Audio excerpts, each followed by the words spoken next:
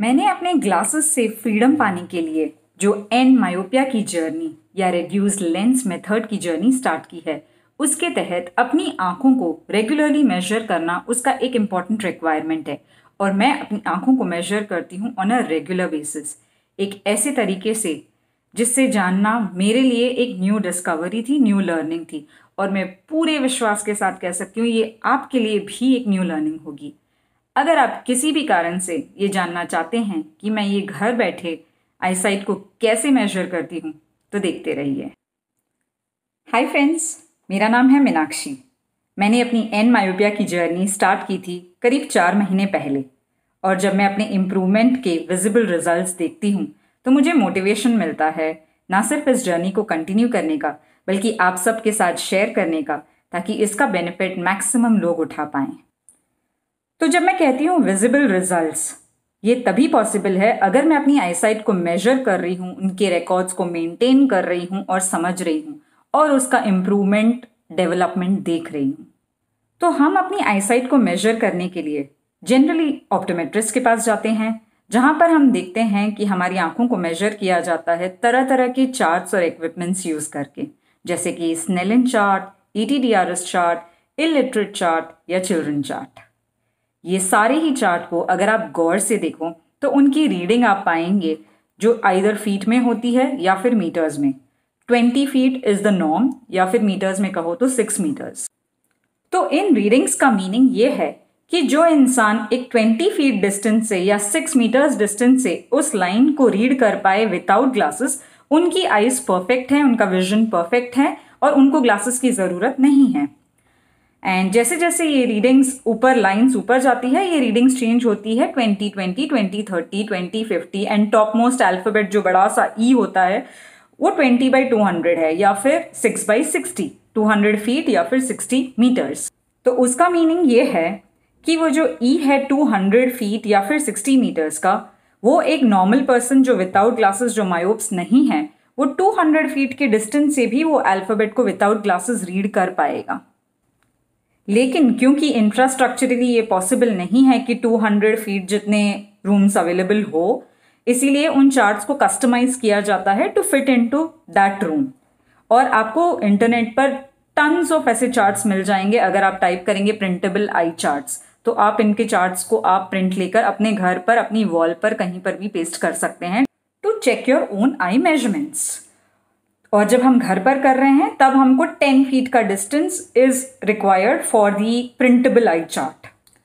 तो ये सारे ही चार्ट्स इन सिंपल ये मेजर कर रहे हैं, और रादर ये कहिए इन कॉम्प्लिकेटेड वे ये मेजर कर रहे हैं तो अपनी आंखों से बिना ग्लासेस के कितने डिस्टेंस तक हम क्लियर देख पाते हैं।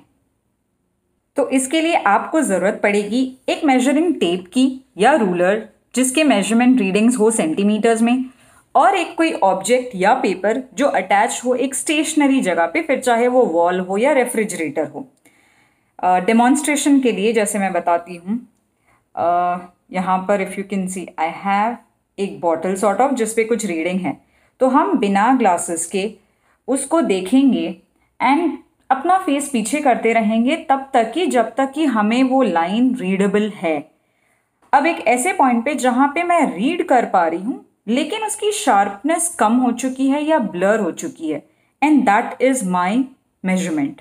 तो इस जगह पर मैं रुककर अपना मेजरमेंट इस तरह से लूँगी एंड लेट्स से मेरा मेजरमेंट अभी आया है 25। So that is my eyesight measurement. 25 centimetre is my measurement. ये एक टाइम पर होता था अराउंड 20 जब मैंने स्टार्ट किया, और अभी कभी कभी मुझे 27, 28 भी मिलता है। So this is the way जब मुझे प्रोग्रेस देखने को मिल रहा है। अब एक इम्पॉर्टेंट पॉइंट ये है कि मेरी दोनों आंखों का मेजरमेंट सेम है, इसीलिए मुझे एक बार ये करने से काम हो रहा है। लेकिन आमतौर पर ये बहुत कॉमन है कि लोगों की एक आई स्ट्रॉन्गर या डोमिनेंट होती है, दूसरी आई वीक होती है, या लेजी आइज कह लो या एम्ब्लायोपिया कह लो। तो उनको अपनी एक आंख बंद करके या आंख बंद करके अपनी राइट आई का ऐसे मेजरमेंट लेना है and then repeat the process with the other eye and then दोनों आंखों का एक साथ। तो उनको 3 मेजरमेंट्स मेंटेन करने पड़ेंगे, right I, left I and both I. And अगर आप एक प्रिस्क्रिप्शन का फॉर्मेट देखो जो कि होता है OD, OS, cylindrical, spherical, axis etcetera, जो एक आम आदमी के समझ के परे है, और क्यों ना हो, एक्चुअली देखा जाए तो OD और OS लैटिन वर्ड्स हैं जो ऑक्यूलर सिनिस्टर, ऑक्यूलर डेक्स्ट्रस, जिसका इन सिंपल अगेन मीनिंग है left I and right I. तो जब हम प्रिस्क्रिप्शन को देखते हैं उस पर लिखा होगा -2D या -4D। अब वो D क्या है? D इज डायोप्टर्स। जो अपनी आईसाइट को मेजर करने के लिए जो यूनिट यूज होता है वो यूनिट इज डायोप्टर। अब सेंटीमीटर को डायोप्टर में कैसे कन्वर्ट किया जाता है? It is a simple maths.